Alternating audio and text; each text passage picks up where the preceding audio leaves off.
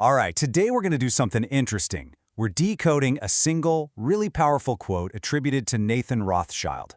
It's one that some people believe pulls back the curtain on a hidden power structure. And we're going to use a specific source's pretty unique interpretation to break this whole thing down piece by piece. So here it is. This is the quote at the very heart of our explainer today. Now, according to the source we're looking at, this isn't just some arrogant boast. Nope, it's a carefully structured confession, something that's supposed to reveal a hidden truth about how power really works. So let's dive in. The source we're examining frames this whole quote as something rare, a treacherous confession. The idea here is that every once in a while, a big player in the great game gets so confident, so sure of themselves, that they just speak the truth right out loud, pretty much knowing that most of us won't get what they're really saying. And the core idea of this whole analysis is that the quote isn't just a random collection of words. It's deliberately broken into three distinct parts. And each part peels back another layer, revealing this hidden structure of control. So that's exactly how we're going to follow it, one part at a time. Okay, so let's get into part one, the first revelation. According to this interpretation, this first bit is all about exposing the real nature of the monarchy and, traditional political power. The statement kicks off with this incredibly blunt dismissal. The real focus here is on that one word, puppet. It immediately sets this tone of complete contempt for what most people would consider the ultimate seat of power. To really get this, the source uses a special term, the ringmaster.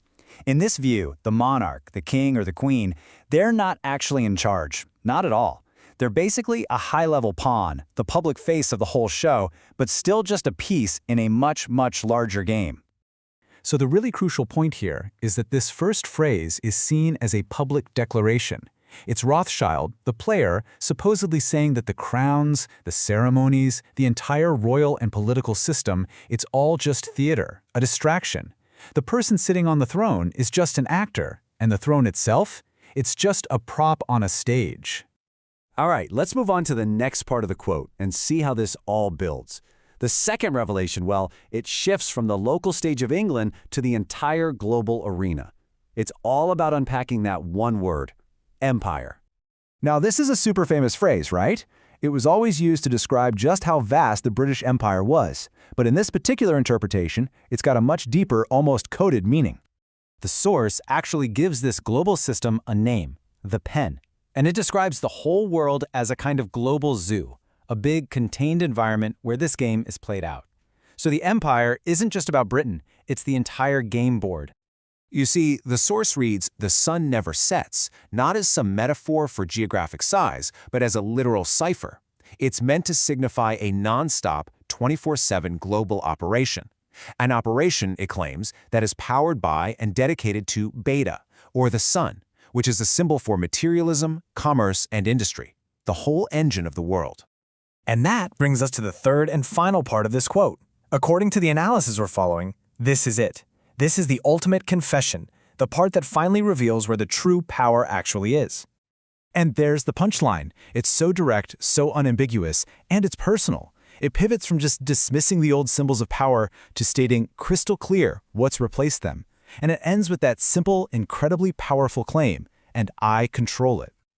The source calls this system of financial control the penitentiary, and it draws a direct line through the language, arguing that the very words for money, like the penny and the pound, are the true chains that keep everybody in line. So what's being declared here? What's the big takeaway? It's that real power isn't held by armies or courts or kings. It's held by whoever controls the creation and the flow of money. The source claims Rothschild is openly stating his family's position as the hereditary treasurers, giving them direct control over the central bank, which it calls the archive of the game's wealth. So, if we put all of this together, the quote paints this picture of a really clear power dynamic, a direct contrast between the old world of, symbolic authority and the new world of financial control. And this slide really brings that contrast into sharp focus. On one side, you've got the king, the ringmaster. He holds symbolic power, the scepter, the fancy stage. This is presented as just a public distraction. But on the other side, you have the treasurer, the player, and he holds the true power, the ledger, control of the money supply. This is the master of the game. And this brings us right to the source's ultimate conclusion from this whole deconstruction of the quote. It's a really powerful summary of the entire argument. The real key to controlling the system, this prison, isn't the royal scepter. It's the financial ledger. So, we'll just leave you with this final thought. It really asks us to reconsider what we see as the ultimate symbol of authority. In the world we live in today, what truly represents power? A crown or a ledger?